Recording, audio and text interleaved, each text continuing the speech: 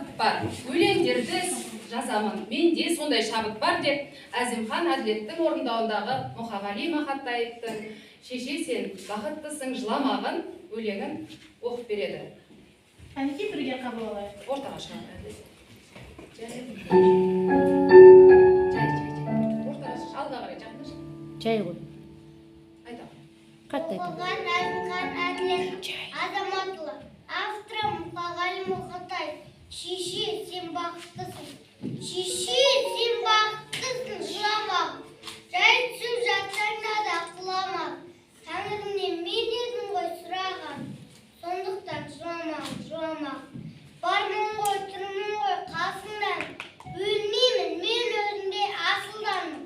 Таусылып өз-өзінен шашылмағын. Байырғы берекені қашырмағын. Мен сенің қанықшын ғой көз жасыңа, өзің кепіл тозбасыма. Екі жасым саған бірін анап, шеше жетудан ұлы сөз басым. Тәңірім кеше көрсін кесірімді, аспанға жазым сен есімімді. Шеше, сен бақыттысың тербетеді, батылдан елден бесігімді. Ой, жарайсың, керемет.